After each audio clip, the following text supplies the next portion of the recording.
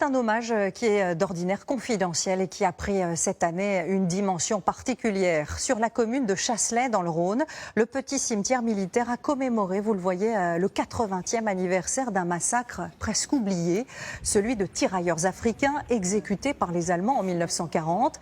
Un événement dont on ne savait pas grand-chose, jusqu'à ce qu'un collectionneur transmette il y a quelques mois des photos saisissante de ce moment. Marine Brossard, Bruno Chastanier, Gaël Charnet et Gaëtan Lecointe. Des albums photos de soldats datant de la Seconde Guerre, ce collectionneur en a feuilleté des dizaines. Mais dans sa dernière acquisition, il fait une découverte glaçante. Quand je suis tombé sur cette double page, je suis vraiment resté interloqué, choqué. Une série de photos capturées à quelques secondes d'intervalle. Des officiers allemands pris sur le vif. Ils escortent une quarantaine de soldats français, des tirailleurs africains. Les chars mitraillent. Le cliché suivant, des corps inertes.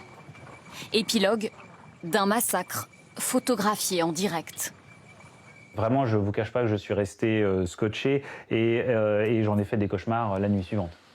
Ces hommes savent-ils à ce moment précis qu'il ne leur reste que quelques secondes à vivre? Les visages sont tétanisés. Leurs yeux semblent chercher des réponses dans ceux de l'homme derrière l'objectif. Le photographe était certainement au courant de ce qui allait se passer. Et on voit bien, ils sont tous prépositionnés, ils se parlent, ils s'organisent. C'est ce qui en fait un crime de guerre. Les Allemands savaient et ont programmé cette exécution. Ces scènes, un homme les localise immédiatement. En fond, le mont Verdun qui permet clairement d'identifier le lieu comme étant le lieu du massacre. Cet historien travaille depuis 20 ans sur le parcours de ces tirailleurs africains. Leurs corps reposent ici. 188 tombes, l'un des plus importants massacres de soldats noirs commis pendant la guerre. Les exécutions étaient alors quasi systématiques.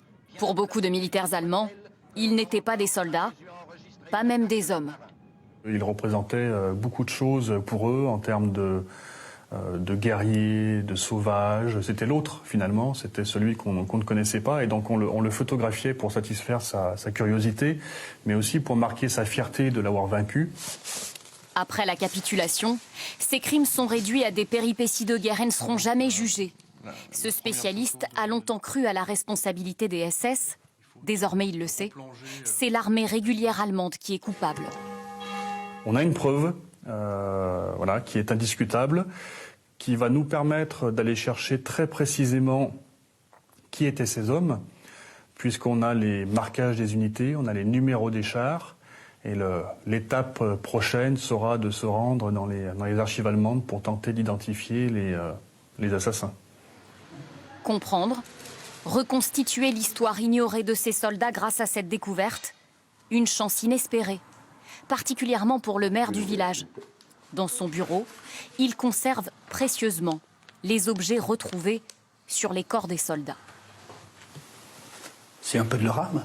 Là, quand vous voyez des courriers de cette nature, on se rend compte qu'effectivement, les soldats ont été blessés et ils sont morts. Puisque ce sont certainement des taches de sang sur les courriers. La seule chose que nous pouvons leur accorder maintenant, c'est effectivement de respecter le don de leur vie pour défendre notre territoire.